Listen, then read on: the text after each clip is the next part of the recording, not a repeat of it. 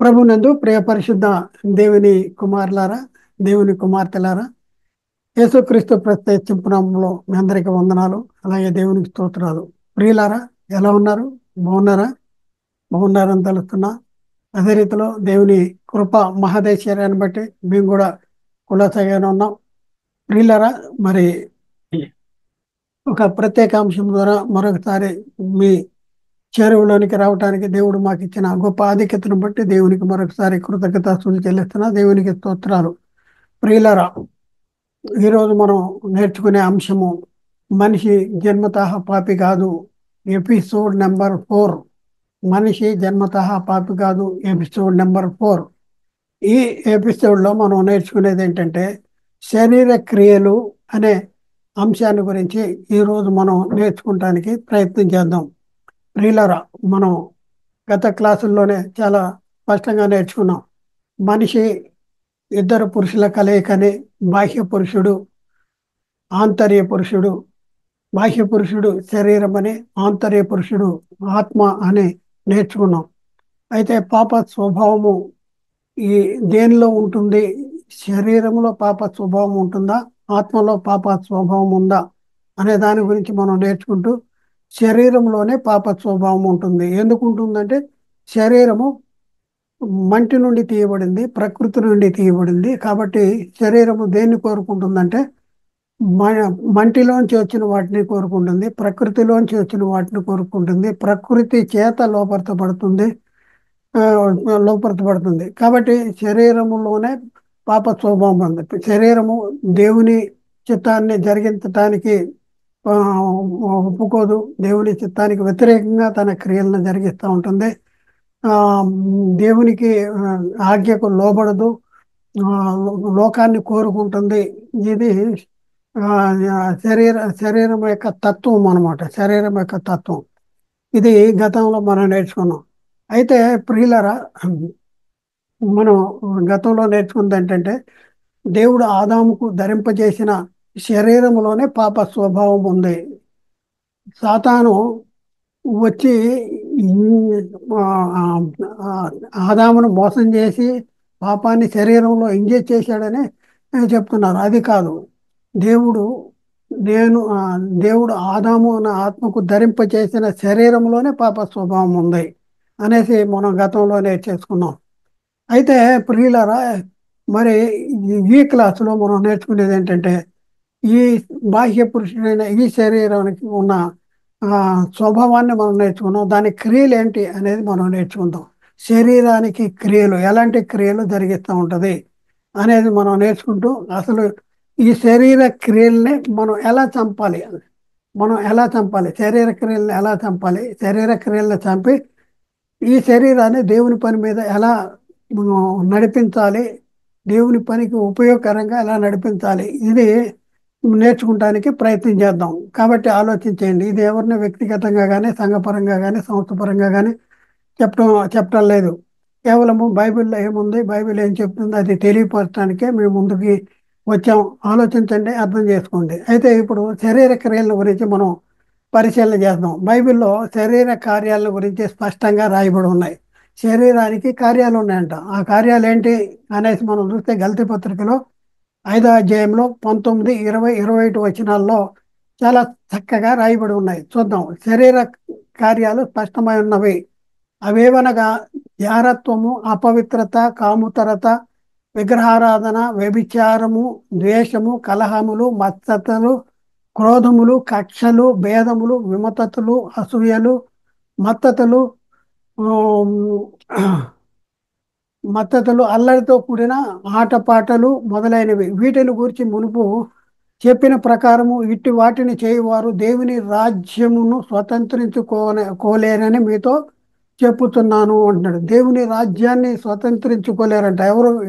ఎవరు స్వతంత్రించుకోలేరు? ఆత్మ స్వతంత్రించుకోలేదు.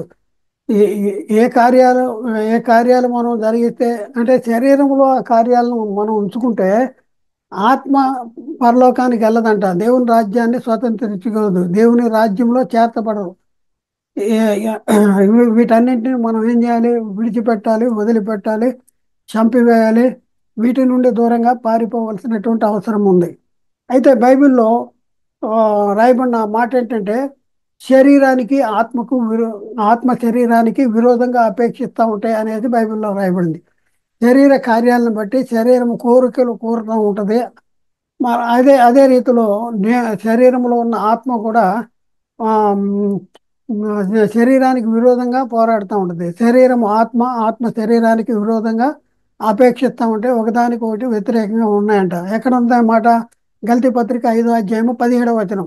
శరీరం ఆత్మకును, ఆత్మ శరీరమునకు విరోధముగా అపేక్షించును, ఇవి ఒకదానికొకటి వ్యతిరేకంగా ఉన్నవి కనుక మీరేమి చేయ నిశ్చయింతురో వాటిని చేయకుందురు. ఆత్మ ఏది చేయాలని అనుకుంటుందో అది చేయలేరంట. మీరు చేయలేరు. శరీరానికి ఆత్మకు విరోధంగా ఉంటుందంట. ఒకదానికొకటి వ్యతిరేకంగా ఉంటాయి కనుక మనం ఏం చేయాలనుకుంటున్నామో అది చేయలేనటువంటి పరిస్థితుల్లో ఉంటుంది. అందుకనే ఈ శరీరంలో కూడా ఏం జరుగుతూ ఉంటుందంటే యుద్ధాలు పోరాటాలు జరుగుతూ ఉంటాయి. యుద్ధాలు పోరాటాలు జరుగుతూ ఉంటాయి. ఎక్కడుంది? యాకోబు పత్రికలో 4 అధ్యాయంలో 1 వచనము, 2 వచనము, 3 వచనం, 4 వచనం చూద్దాం. మీలో యుద్ధములు పోరాటములు దేని నుండి కలుగుతున్నవి? మీ అవయములలో పోరాడు భోగేతులు, అవయవాల్లో భోగేతులు, పోరాడే భోగేతులు అంటే అవయవాల్లో పోరాటం జరుగుతూ ఉంటుంది. భోగేతుల నుండే కదా మీరు ఆశించుతున్నారు కానీ మీకు దొరకట్లేదు. నరహత్య చేయుదురు, మత్సరపడుదురు కానీ సంపాదించుకొనలేరు. పోట్లాడుదురు, యుద్ధములు చేయుదురు కానీ దేవుని అడగనందున ఆ, మీకేది కూడా దొరకట్లేదు. మీరు అడిగినను మీ భోగేత్తల నిమిత్తము వినియోగించుకున్నటకై దురుద్దేశంతో అడుగుతున్నారు కనుక మీకేమీ దొరకట్లేదు అని చెప్పి ఒక స్ట్రాంగ్ మాట చెప్తున్నాడు. వ్యభిచారునులారా, ఈ లోక స్నేహము దేవునితో వైరమని మీరు ఎరగరా?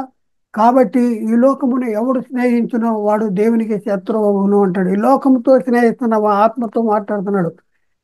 దేవుని ఏమంటాడు? ఈ లోక స్నేహము చేస్తున్నావు. శరీరాన్ని లోపరుచుకుని ఈ లోక స్నేహం నుండి ఈ శరీరాన్ని దూరపరుచుకుని ఈ శరీరాన్ని దేవుని పని మీద పెట్టవలసినటువంటి ఆత్మ ఈ లో ఆత్మ కూడా లోకంలో కలిసిపోయింది. లోకంతో స్నేహం చేస్తుంది. అందుకనే ఏం జరుగుతుంది? యుద్ధాలు పోరాటాలు జరుగుతున్నాయంట. ఆత్మ ఒకటి కోరుకుంటుంది, శరీరం మరొకటి కోరుకుంటుంది. శరీరం అంటుంది సినిమాకి వెళ్ళు అంటుంది, ఆత్మ అంటుంది ప్రార్థనకు వెళ్ళు అంటుంది. శరీరం ఆత్మ శరీరానికి విరోధంగా ఉన్నాయి, ఒకదానికొకటి వ్యతిరేకంగా ఉన్నాయి. ఇది ఎందుకు జరుగుతుంది? ఎప్పుడైనా ఆలోచించామా? శరీరంలో ఉన్న క్రియలు ఏంటి అంటే శరీర క్రియల వలన జరుగుతున్నాయి అనేసి మనం ఎప్పుడైనా ఆలోచించామా? శరీరంలో పోరాడే భోగేచ్ఛలు, యుద్ధాలు పోరాటాలు జరుగుతున్నాయంట. చెయ్యి అంటుంది నాకు వాచి కావాలంటుంది, అలాగే చెవు అంటుంది నాకు కమ్మెలు కావాలంటుంది, ముక్కు అంటుంది నాకు ముక్కు పుడక కావాలంటుంది, నడుము అంటుంది నాకు వడ్డాన కావాలంటుంది, అలాగే కడుపు అంటుంది నాకు బిర్యానీ కావాలి అంటుంది. ప్రియులారా, ఒకసారి ఆలోచించండి. శరీరం యొక్క స్వభావము, శరీర క్రియలు ఎలాంటివంటే శరీరాన్ని కొన్ని కార్యాలు ఉన్నాయి. ఈ కార్యాలు ఎప్పటి నుంచి ఉన్నాయంటే శరీరానికి ఈ కార్యాలు ఎప్పటి నుంచి ఉన్నాయంటే దేవుడు ఆదాముకు ధరింప చేసినటువంటి శరీరంలోనే ఈ కార్యాలు ఉన్నాయి. అందుకే ఆదాము తప్పు చేశాడు.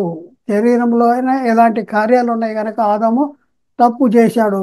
ఒక సూటి ప్రశ్న అడుగుతున్నా, ఏంటి అంటే ఆదాము అనే ఆత్మకు పాప స్వభావము కలిగినటువంటి శరీరము లేకపోతే సాతాను వచ్చినంత మాత్రములోనే తప్పు చేస్తాడా? సాతానుకు లోబడతాడా? సాతాను ఆజ్ఞకు లోబడతాడా? శరీరంలో ఆ స్వభావం ఉంది కనుకనే సాతానుకి లోబడ్డాడు. మీరు ఒకసారి ఆలోచించేయండి. అబద్ధ బోధ, తప్పుడు బోధ చేసి అనేక మందిని నిత్య నరకానికి తీసుకువెళ్ళేటటువంటి పరిస్థితి జరుగుతూ ఉంది. భయంకరమైనటువంటి పరిస్థితి. ప్రియులారా, ఒకసారి ఆలోచించేయండి. అర్థం చేసుకోండి. ఆ, తప్పుడు బోధ వల్ల పర్యవసానం ఏంటి? ఈ తప్పుడు బోధ విని తప్పుడు బోధలో అనుసరిస్తూ తప్పుడు బోధలోనే మనం ఉండిపోతే దానివల్ల లాభమా నష్టమా అంటే అగ్ని ఆరదు పురుగు చావదు అంట. అగ్ని ఆరదు పురుగు చావదు. మార్కు సువార్త 9:48లో నరకమున వారి పురుగు చావదు, అగ్ని ఆరదు. ఇంకేంటంటే ఊదనక్కర్లేని అగ్నిలో పడిపోతాం. ఊదనక్కర్లేని అగ్ని. ఈ యోబు గ్రంథము 20 అధ్యాయంలో 26 వచనము, వారి ధన నిధులు అంధకార పూర్ణములగును, ఊదనక్కర్లేని అగ్ని వారిని మింగివేయును, ఓదానక్కర్లేని అగ్ని అంటే కణకణలాడే అగ్ని. నరకాన్ని గురించి చెప్తున్నాడు. నరకానికి వెళ్ళిపోతాం. కణకణలాడే అగ్ని. అలాంటి అగ్ని జ్వాలల్లో వెళ్ళటానికి, భయంకరమైనటువంటి భ్రష్టత్వములో మనల్ని నడిపించటానికే మనిషి జన్మతః పాపి అనే బోధను చెప్తా చెప్పేటటువంటి పరిస్థితి సాతాను చెప్తా ఉన్నాడు. సాతాను తానే వెలుగుదూత వేషం ధరించుకుని వచ్చాడు. వాని పరిచారకులకు నీతి పరిచారకుల వేషం ధరింపజేశాడు. ఇది ఆశ్చర్యము కాదు. అందుకని ఏం చేస్తున్నాడు? ఎవడు కూడా పరలోకం వెళ్ళకూడదు. పాపము దేవుని నుండి మన ఎడబాపు చేసేదే పాపం. అయితే అదే పాపాన్ని గురించినటువంటి నికర సిద్ధాంతాలను చెప్పుకోకుండా మనిషి జన్మతః పాపి, మనం పుట్టుకతోనే పాపం, ఆదాము చేసిన పాపమే, పాపం చేయని మన మీద కూడా పాపం ఆరోపించబడుతుంది అని చెప్పేటటువంటి పరిస్థితి. ప్రియులారా, ఒకసారి ఆలోచించండి. పాప స్వభావము దేనిలో ఉంది అనేసి మనం ఆలోచిస్తే, నాకు కొడుకు పుట్టాడు, మరి కొడుకుకి ఆత్మ పాపంతో కూడిందా? ఒకసారి ఆలోచించండి. నా కొడుకు పుట్టిన కొడుకు మరి ఎలాంటి వాడు? పాప. మరి మీరు చెప్పిన ప్రకారం మనిషి జన్మతా పాప అంటే పాపే అవ్వాలి. కానీ బైబిల్ అలా చెప్పట్లేదు. ఎలా చెప్తుంది అంటే, శరీరము పాప స్వభావము కలిగిందే కానీ ఆత్మ మాత్రం పాప స్వభావము కలిగింది కాదు. మరి శరీరం ఎలాంటిదంటే, శరీరములో పాప స్వభావం ఉంది. శరీరంలో పాప స్వభావం ఉంది కదా, మరి పాప అవుతాడా అని అంటే అవడు. ఆత్మ పరిశుద్ధమైందే. పుట్టిన ప్రతి బిడ్డ ఆత్మ పరిశుద్ధమైందే, కానీ శరీరంలో పాప స్వభావం ఉంటుంది. అయితే పాప స్వభావం ఉన్నంత మాత్రంలో ఆత్మ మీద పాపం ఆరోపించబడదు గనక ఆ పుట్టుకతో మనిషి పాపి కాదు, పుట్టిన శిశువు పాపి కాదు. ఆ శరీరంలో పాప స్వభావం ఉన్నంత మాత్రంలో ఆత్మ మీద పాపం ఆరోపించబడదు గనక పాప స్వభావి పాప పుట్టుకతో మనిషి పాపి కాదు. పుట్టిన బిడ్డ పరిశుద్ధుడు, నీతిమంతుడు. మరి ఎప్పుడు పాపి అవుతాడు? ఎప్పుడు పాప అయితే పెద్ద అయిన తర్వాత, వయసు వచ్చిన తర్వాత, మేలు కీడులను వేచింపగల శక్తి కలిగినటువంటి జ్ఞానేంద్రియములు కలిగిన వాడైనప్పుడు, అప్పుడు తన శరీర అవయవాలతో పాపము చేస్తే వాని ఆత్మ మీద పాపం ఆరోపించబడింది. హెబ్రీ పత్రికలో 5వ అధ్యాయము 13, 14 వచనాలు చదువుదాం. మరియు పాలు త్రాగు వాడు శిశువే గనక నీతి వాక్య విషయంలో ఆ అనుభవం లేని వాడై ఉన్నాడు. పాలు తాగేవాడు ఎలాంటి వాడంట? శిశువు. ఆ శిశువు ఎలాంటి వాడంట? నీతి వాక్య విషయంలో అనుభవం లేని వాడై ఉన్నాడు. వయసు వచ్చిన వారు అంటే పరిపూర్ణులు, అభ్యాసము చేత మేలు కీడులను వివేచించుటకు సాధకము చేయబడిన జ్ఞానేంద్రియములు కలిగి ఉన్నారు కనుక వారికే బలమైన ఆహారము తగును. అంటే వయసు వచ్చిన వాళ్ళు ఏం చేస్తున్నారు? వాళ్ళ పరిస్థితి ఏంటంటే, మేలు కీడులను వివేచింపగల జ్ఞానేంద్రియములు కలిగినటువంటి వారు. కాబట్టి వయసు వచ్చిన వాని శరీరంలో పాప స్వభావము ఉన్నా కూడా ఆజ్ఞను అతిక్రమించకపోతే పాపము ఆరోపించబడదు. చూడండి, వయసు వచ్చిన వాళ్ళు మేలు కీడులను వేచింపగల జ్ఞానేంద్రియములు కలిగిన వాళ్ళుగా ఉన్నటువంటి వాళ్ళు ఆజ్ఞను అతిక్రమిస్తే పాపం అంటే ఆరోపిస్తుంది. ఆజ్ఞను అతిక్రమించకపోతే పాపము ఆరోపించబడదు. ఆ అందుకనే పౌలు కొరింథీ సంఘానికి రాస్తున్నాడు. కొరింథీకి రాసిన మొదటి పత్రిక 3వ అధ్యాయంలో 2వ వచనంలో అక్కడ ఏం చెప్తున్నాడు వాళ్ళతో? రెండవ వచనం, మొదటి కొరింథీ 3వ అధ్యాయం 2వ వచనం. అప్పటిలో మీకు బలము చాలకపోయినందున పాలతోనే మిమ్మల్ని పెంచి తిని, అన్నంతో మిమ్మల్ని పెంచలేదు. బలము చాలకపోవడం వలన పాలతో మీకు పెంచాను, బలంతో పెంచలేదు. మీరు ఇంకను శరీర సంబంధులే. చూడండి, పాలు తాగు ప్రతివాడు శిశువు అంటాడు. మరి ఆ శిశువు అంటే దేనికి సంబంధించిన వాళ్ళు పౌలు చెప్తున్నాడు? మీరు ఇంకనూ శరీర సంబంధులై ఉండటం వల్లే కదా ఇప్పుడు మీరు బలహీనలై ఉన్నారు. ఎవరైతే బలహీనలుగా ఉన్నారో, శరీర సంబంధమైన క్రియలు జరిగిస్తున్నారో, శరీర దురాశలకు లోబడిపోతున్నారో, శరీరము ఆత్మ శరీరం విరోధంగా అపేక్షించే పరిస్థితుల్లో శరీరానికి లోబడిపోతున్నారో వాళ్ళు ఎవరంటే బలహీనులు.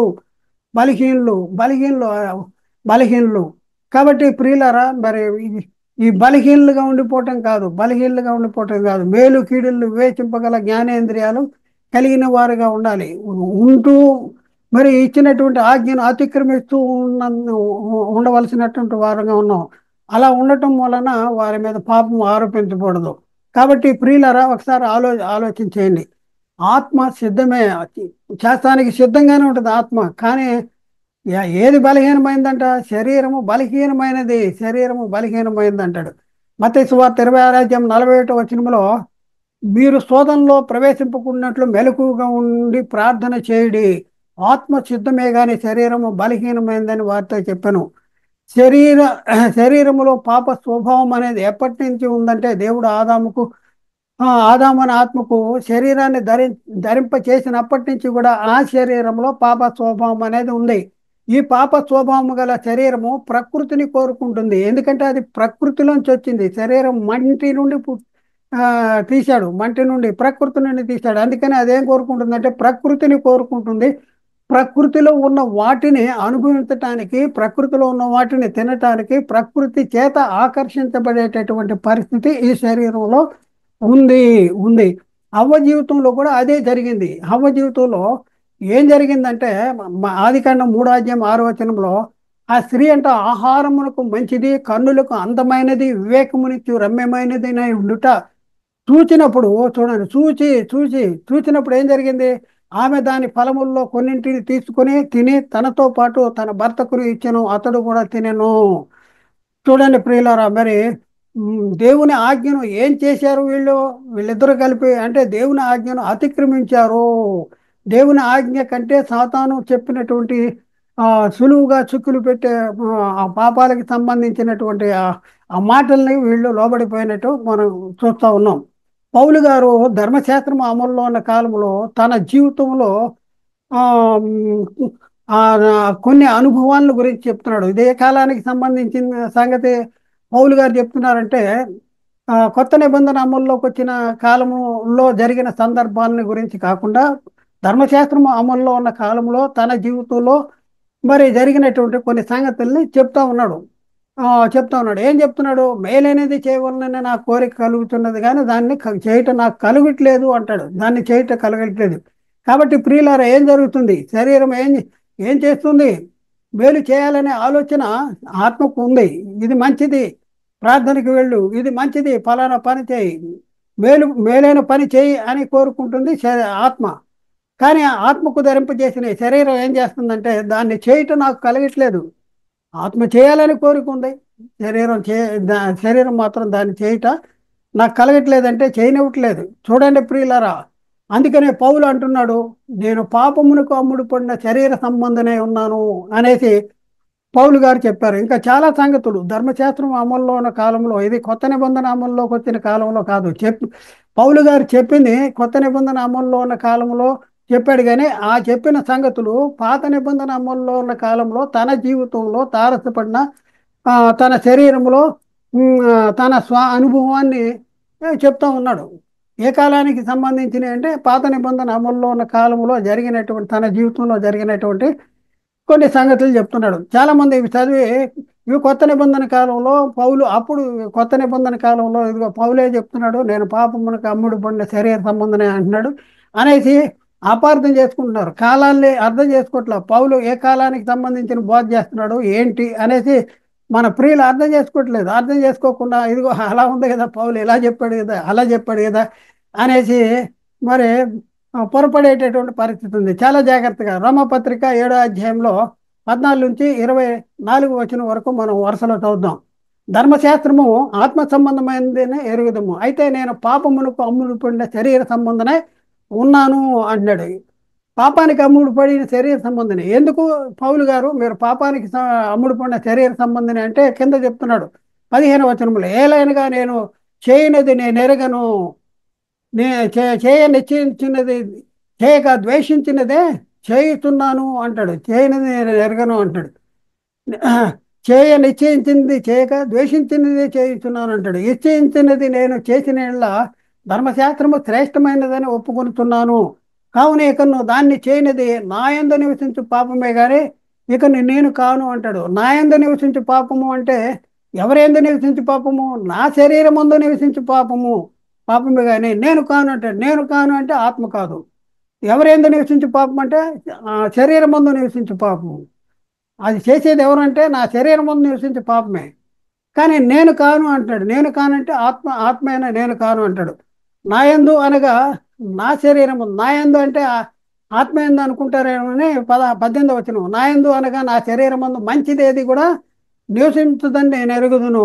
మేలనేది చేయవలననే నాకు కోరిక కలుగుతున్నది, కానీ దాన్ని చేయటం నాకు కలుగుట్లేదు. నేను గోరు మేలు చేయక చేయగోరని కీడును మరి చేయుతున్నాను. నేను కోరని దాన్ని చేసిన యెడల దాన్ని చేయనిది నాయందు నివసించు పాపమే కానీ నేను కాదు అంటే, నాయందు అంటే శరీరం ముందు, నా శరీరం ముందు నివసించు పాపమే కానీ నేను కాను అంటే ఆత్మను కాను, ఆత్మనే నేను కాను. కాబట్టి మేలు చేయ గోరు నాకు కీడు కలుగుతున్నదను ఒక నియమము నాకు కలుగుతున్నది అంటాడు. చూడండి, మేలు చేయాలనే ఆ, ఆలోచన ఉంది, కానీ కీడు చేయటమే జరుగుతుంది. ఒక నియమము నాకు కనపడుతుందా అని చెప్తున్నాడు. ఏం చెప్తున్నాడు? 22వ వచనంలో అంతరంగ ముందు, అంతరంగ పురుషుని బట్టి అంటే ఆత్మను బట్టి దేవుని ధర్మశాస్త్రమును నేను ఆనందించున్నాను, కానీ 23 వేరొక నియమము నా అవయవములో ఉన్నట్టు నాకు కనపడదు. వేరొక నియమం పౌలు గుర్తించగలిగాడు, మనం గుర్తించగలుగుతున్నామా? మన అవయవాల్లో వేరొక నియమం ఉంది, అది మీకు తెలుసా? పౌలు గారు చెప్తున్నాడు, వేరొక నియమము నా అవయవముల్లో ఉన్నట్టు కనబడుతున్నది. అది ఏం చేస్తుందంటే నా మనసునందున్న ధర్మశాస్త్రములతో పోరాడుచు నా అవయవముల్లో ఉన్న పాప నియమమునకు నన్ను లోబరుచుకునుచున్నది అంటాడు. చూడండి ఎంత అద్భుతమైన సంగతో. వేరొక నియమము నా అవయవముల్లో ఉన్నట్టు నాకు కనపడుతుంది అంటాడు. మీకు కనపడుతుందా? మీ అవయవాల్లో వేరొక నియమం ఉందా? మీరు ఏదైనా చేయాలనుకుంటే మీరు చేయలేకపోతున్నారా? దానికి కారణం ఏంటి? మీ అవయవముల్లో ఉన్న వేరొక నియమము. అది నీ మనసునందున్న ధర్మశాస్త్రంతో పోరాడుతూ ఉమ్, మీ అవయవముల్లో ఉన్న పాప నియమానికి మిమ్మల్ని చెరపట్టేస్తుంది. చాలా జాగ్రత్తగా ఆలోచించుకోవాలి, గుర్తించాలి. అందుకని పౌలు అంటాడు 24వ వచనంలో, అయ్యో నేనెంత దౌర్భాగ్యుడును, ఇట్టి మరణమునకు లోనగు శరీరము నుండి నన్ను ఎవడు విడిపించును? ఈ శరీరము ఈ శరీరం ఎలా ఏమంటున్నాడు? నేనెంత దౌర్భాగ్యుడును అంటాడు. నేనెంత ఇట్టి మరణమునకు లోనగు శరీరము నుండి నన్ను ఎవడు విడిపించును? మరణానికి లోనే శరీరంలో ఉన్నాం, శరీరంలో ఉన్నాం. ఈ శరీరం ఏం చేస్తుందంటే మేలని చేయాలనే కోరిక ఆత్మకు కలుగుతుంది, కానీ చేయటం అనేది జరగట్లేదంట. మరి ఎవరు చేస్తున్నారంటే దాన్ని చేయనిది నేను కాదు, కానీ నాయందు నివసించు పాపమే, నాయందు అనగా నా శరీరం ముందు నివసించు పాపమే అని పౌలు గారు తన అనుభవాన్ని గురించి ధర్మశాస్త్రం అమలులో కాలంలో తన అనుభవాన్ని గురించి చెప్తున్నటువంటి పరిస్థితి. ఇంకా మనం పరిశీలన, నాయందు నివసించు పాపము అంటే దేని యందు నివసించు పాపము అని పౌలు గారు చెప్తున్నారు. నా శరీరం ముందు నివసించు పాపం అని చెప్తా ఉన్నాడు. దానిని చేయనిది నేను కాను అంటే ఎవరు కాను అంటే ఆత్మ నేను కాను అని చెప్తున్నాడు. నా యందు నివసించు పాపము అనగా పాపమే కానీ నేను కాను. వేరొక నియమము నా అవయముల్లో ఉన్నట్టు నాకు కనపడుతుందంట. అవయముల్లో ఉన్నట్టు ఎప్పటి నుంచి వేరొక నియమము ఈ అవయముల్లో ఉంది అనేది మనం ప్రశ్నిస్తే, దేవుడు ఆదాము అనే ఆత్మకు ధరింపజేసిన శరీరంలోనే వేరొక నియమం ఉన్నది అనేది మనం గుర్తించవలసినటువంటి అవసరం ఉన్నది. ప్రియులారా, ఆలోచించండి, అర్థం చేసుకుంటానికి ప్రయత్నం చేయండి. ప్రయత్నం చేయండి. ఆదాము అనే ఆత్మకు ధరింపజేసిన శరీరంలో పాప నియమం లేకపోతే ఆదాము తప్పు చేసి ఉండేవాడే కాదు. అవయముల్లో ఉన్న వేరొక నియమము నా మనసునందున్న ధర్మశాస్త్రముతో పోరాడుతూ నా అవయముల్లో ఉన్న పాప నియమానికి నన్ను లోపడుతున్నది. ఆదాము జీవితంలో కూడా అదే జరిగింది. నేను అనే ఆత్మకు ధరింపజేసిన ఈ శరీరంలో పాప స్వభావము ఉన్నది ఉన్నది అందుకనే రెండు రకాలైనటువంటి మనసులు ఉన్నాయి. శరీరానుసారమైన మనసు, ఆత్మానుసారమైన మనస్సు. శరీరం ఆత్మ శరీరానికి విరోధంగా అపేక్షిస్తాయి. శరీరానుసారమైన మనసు, ఆత్మానుసారమైన మనసు రెండు ఉన్నాయి. ఆ రెండింటిని గురించి రోమపత్రిక 8వ అధ్యాయంలో 5 నుంచి 8 వచనాలలో రాయబడి ఉన్నాయి. చూద్దాం. 5వ వచనం చూద్దాం. శరీరానుసారులు శరీర విషయంలో మనసుంతురు, ఆత్మానుసారులు ఆత్మ విషయంలో మనసుంతురు అని చెప్పుకుంటూ వచ్చేసి ఇక్కడ ఆన్సర్ చెప్తున్నాడు. శరీరానుసారమైన మనస్సు మరణము అంటాడు. శరీరానుసారమైన మరణం అంటే శారీరకంగా చనిపోవటం కాదు. ఇంకా అమాయకులు అర్థం చేసుకోవాలి. శరీరానుసారమైన మనసు మరణం అంటే శరీర సంబంధమైన మరణం కాదు. మరణం అందరికీ వస్తుంది. మరణం చూడక బ్రతుకు నడవడు లేడు అంటాడు. మరణం సర్వ శరీరకు నియమించబడిన సంకేత సమాజంలో మనం ఉన్నాం. కాబట్టి దేవుడు ఈ ప్రకృతి సంబంధమైన శరీరానికి ఒక తీర్పు తీర్చాడు. నువ్వు మన్ను కనుక తిరిగి మన్ను అయిపోతావు. మన్ను అనేది వెనకటి వల్ల మన్ను అయిపోద్ది. మరణం చూడక బ్రతికిడు. ఇక్కడ ఆ, మరణము శరీరానుసారమైన మనసు మరణము అంటే ఏ మరణము? ఆత్మ సంబంధమైన మరణము. ఆత్మ మనమే ఉన్న ఆత్మకు దేవుడే ఉన్న ఆత్మకు మధ్య కలిగే ఎడబాటు జరుగుద్ది అంటాడు. కాబట్టి శరీరానుసారమైన మనసు ఏం చేస్తుంది? దేవునికి విరోధము, విరోధి అయిన దేవునికి విరోధము అంటాడు. రోమపత్రిక 8వ అధ్యాయంలో 7వ వచనంలో చూస్తే, ఏలైనగా శరీరానుసారమైన మనసు దేవునికి విరోధమై ఉన్నది, అది దేవుని ధర్మశాస్త్రమును ధర్మశాస్త్రానికి లోబడదు అంటాడు. శరీరానుసారమైన మనసు దేనికి లోబడదంట? దేవుని ధర్మశాస్త్రానికి, దేవుని చిత్తానికి, దేవుని ఆజ్ఞకు, దేవుని ఇష్టానికి, దేవుని కార్యాలను జరిగించడానికి ఒప్పుకోదు. శరీరానుసారమైన మనసు కాబట్టి శరీర స్వభావం ఎవరైతే కలిగి ఉన్నారో వాళ్ళు దేవుణ్ణి సంతోషపెట్టలేరు, దేవుణ్ణి సంతోషపెట్టలేరు. రోమాపత్రిక 8వ అధ్యాయంలో కాగా శరీర స్వభావం గలవారు దేవుని సంతోషపెట్ట నేరరు అనేసి అక్కడ రాయబడింది. కాబట్టి ప్రియులను ఒకసారి ఆలోచించండి. మరి పౌలు గారు ఎఫ్సి పత్రిక రాస్తూ గతంలో మీరు ఎలాంటి పరిస్థితుల్లో ఉన్నారు అనేసి వ్రాస్తూ అక్కడ చెప్తున్నాడు. ఎఫ్సి పత్రిక 2వ అధ్యాయము 2-3 వచనాల్లో అక్కడ చెప్పిన మాటలు మనం పరిశీలన చేస్తే, మీరు వాటిని చేయుచు వాయుమండల సంబంధమైన అధిపతిని అనగా అవిధేయులైన వారిని ప్రేరేపించు శక్తికి అధిపతిని అనుసరించి ఈ ప్రపంచ ధర్మం చొప్పున మునుపు నడుచుకున్నారు. మునుపు ఎలా నడుచుకున్నారు? మీ జీవితంలో మీరు ప్రభువులోకి రాక మునుపు, మీరు ఆత్మ సంబంధంగా జన్మించక మునుపు, బాప్తిజం తీసుకోక మునుపు మీరు ఎలాంటి పరిస్థితుల్లో ఉన్నారంటే వాటిని చేయుతూ, అంటే అన్ని జనులు జరిగించేటటువంటి క్రియలు జరిగిస్తూ వాయుమండల సంబంధమైన అధిపతిని అనగా అవిధేయులైన వారిని ప్రేరేపించు శక్తికి అధిపతిని అనుసరించి ఈ ప్రపంచ ధర్మం చొప్పున మునుపు నడుచుకున్నారు. వారితో 3వ వచనం, వారితో కలిసి మనమందరమును శరీరం యొక్క మనసు యొక్క కోరికలు నెరవేర్చుకొనుచు మన శరీర ఆశలను అనుసరించి మునుపు ప్రవర్తించుచుండమి. శరీర ఆశల్ని అనుసరించి శరీరం యొక్క కోరికలు, శరీర ఆశలు, శరీరం యొక్క కోరికలు నెరవేర్చుకున్న పరిస్థితి, శరీరం యొక్క శరీర ఆశలను అనుసరించి మునుపు ప్రవర్తించుతూ కడమ వారి వాళ్ళ స్వభావ సిద్ధముగా దైవోగ్రతకు పాత్రమేంటివి. అంటే దైవోగ్రతకు ఎవరు పాత్రలే ఉంటారు అంటే శరీరము కోరికలు నెరవేర్చుకునే వాళ్ళు, శరీర స్వభావము కలిగిన వాళ్ళు దైవోగ్రతకు పాత్రులు అనేసి బైబిల్లో రాయబడింది. ఇంకా మనం చూస్తే ప్రియులారా, పాపము అంటే క్రియ జరగాలి అంటాడు. అయితే క్రియ అనేది ఎప్పుడు జరగాలి, ఎలా జరగాలి అనే దానికి యేసుక్రీస్తు వచ్చి ఒక సంగతి చెప్పాడు. ఎప్పుడు అంటే మనసులోనే, హృదయంలో తలంతేనే తప్పు అనేసి క్రియ జరిగినట్టే అనేసి యేసుక్రీస్తు వారు చెప్పాడు. అది కొత్త నిబంధనలో కూడా పరిశుద్ధాత్ముడు దాన్ని కంటిన్యూ చేసినట్టు మనం చూస్తూ ఉన్నాం. ఎక్కడ మనం చూస్తే మత్తయి సువార్త 5వ అధ్యాయంలో 27-28 వచనాల్లో అక్కడ ఏముందంటే, వ్యభిచారము చేయవద్దని చెప్పబడిన మాటను మీరు విన్నారు కదా, నేను మీతో చెప్పునిదేమనగా ఒక స్త్రీని మోహపు చూపుతో చూచు ప్రతివాడు అప్పుడే తన హృదయంలో ఆమెతో వ్యభిచారము చేసిన వాడవును.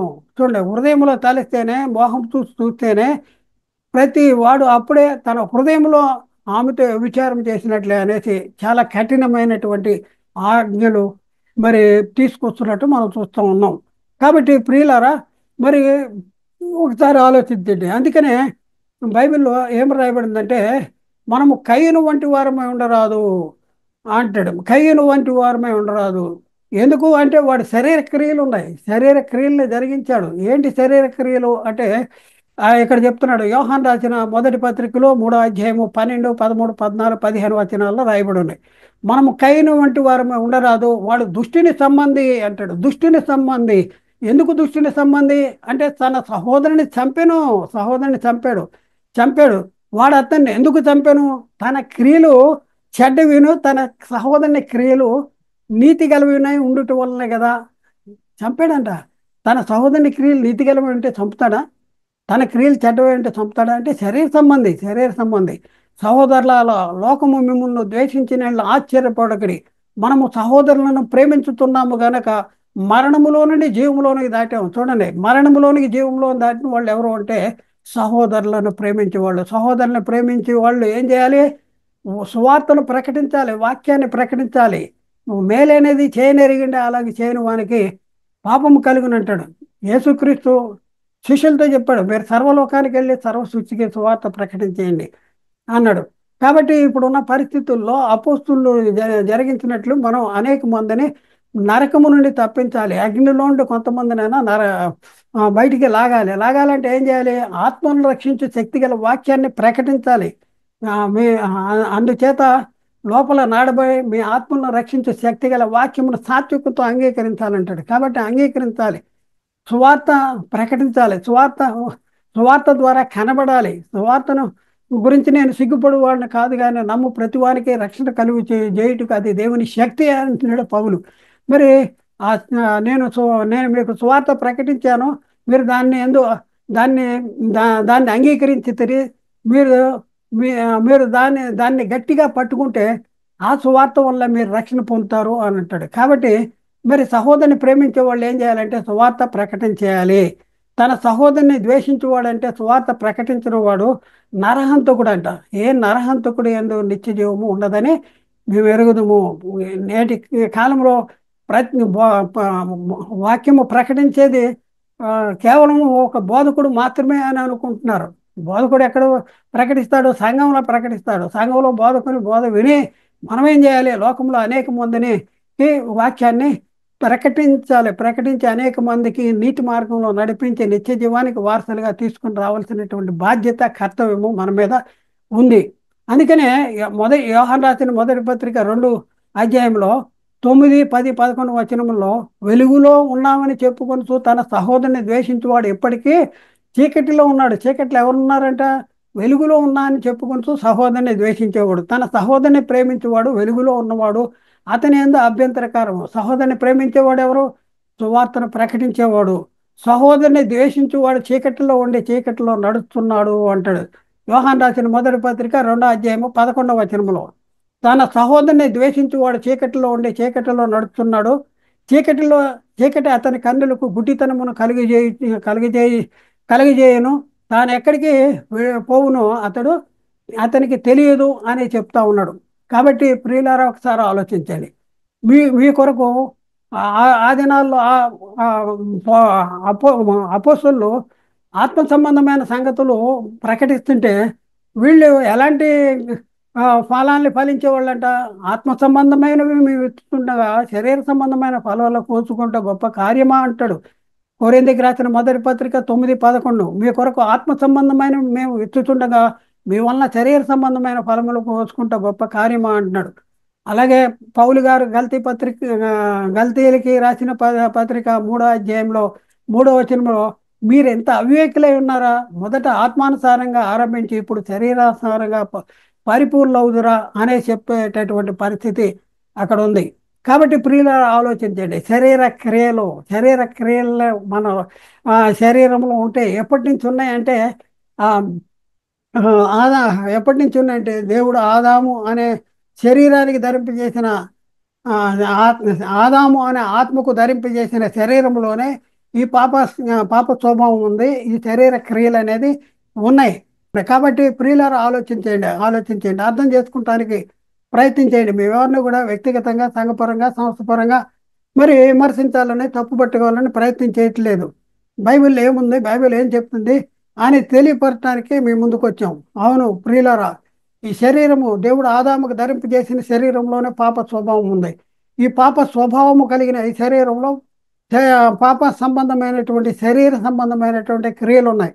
ఆ క్రియలు మనల్ని దేవుని చిత్తాన్ని జరిగించుకోకుండా పని చేస్తూ ఉన్నాయి. అయితే ఆ క్రియలను మనం ఎలా చంపాలి? శరీర క్రియల్లో ఎలా అదుపులు చేసుకోవాలి, ఎలా చంపాలి, వాటి నుంచి ఎలా దూరం అవ్వాలి, ఎలా పారిపోవాలి అనే సంగతులు మనం నేర్చుకున్నాం. కాబట్టి ఆలోచించండి, అర్థం చేసుకోండి, సత్యాన్ని గ్రహించడానికి ప్రయత్నం చేయండి. పాప స్వభావం దేని ఉందంటే శరీరంలో ఉంది, ఆత్మలో పాప స్వభావం లేదు. కాబట్టి ఆ ఆత్మ మీద పాపం ఎప్పుడు ఆరోపించబడుద్ది అంటే తనకి ఇవ్వబడిన శరీరం, ఆత్మకి ఇవ్వబడిన శరీరము పాపము చేస్తే దేవుని చిత్తాన్ని జరిగించకపోతే దాని వలన ఆత్మ మీద పాపం ఆరోపించబడుద్ది. కాబట్టి ప్రియులారా, ఆలోచించేయండి, సత్యాన్ని గ్రహించండి. ఇంకా చెప్పవలసిన సంగతులు అనేకాలు ఉన్నాయి. కాబట్టి మీరేం కంగారు పడవద్దు, మీరేమి ఇదవద్దు. మరి ముఖ్యంగా నేను చెప్పొచ్చేది ఏంటంటే లైక్ చేయండి, సబ్స్క్రైబ్ చేయండి, మరి మీ అనేక మందికి షేర్ చేయండి. మరి మేము ప్రకటించినటువంటి ఈ వాక్యాలన్నీ కూడా మా మా యూట్యూబ్ ఛానల్స్లో అప్లోడ్ చేస్తున్నాం. ఒకటి యునైటెడ్ బైబిల్ అకాడమీ ఛానల్లో దీనికి సంబంధించిన పూర్తి వివరాలు ఆ ఆ ఆ ఛానల్లో ఉన్నాయి. అలాగే మా ఇతర ఛానల్లో కూడా సత్య సువార్త ప్రతిధ్వని అనేది మరొక మరొక ఛానలు. అలాగే యూబీఏ బైబిల్ ఆన్లైన్ అనేది మరొక ఛానలు. మరొకటి ఏంటంటే ఎన్ఆర్ఆర్ బైబిల్ క్లాసెస్ అనే ఛానల్ ఉన్నాయి. ఈ ఛానళ్ళన్నీ కూడా మీరు చూడండి, సబ్స్క్రైబ్ చేసుకోండి. సబ్స్క్రైబ్ చేసుకుని మేము చెప్పే ఈ బోధ ఈ ఇంత మాత్రమే కాదు, కానీ ఇంకా అనేక సంగతులు అందులో ఉన్నాయి. రాబోయే క్లాసుల్లో మరి మరి మా మరి ఇంకా మరి మరి కొన్ని అద్భుతమైనటువంటి సంగతులు నేర్చుకుంటానికి ప్రయత్నం చేద్దాం. అంత చేద్దాం. దేవుడు మాట్లాడిన ప్రతి మాట నీరు గట్టి ఫలింపు చేయనుగాక. ఆమేన్. అందరికీ వందనాలు. దేవునికి స్తోత్రాలు.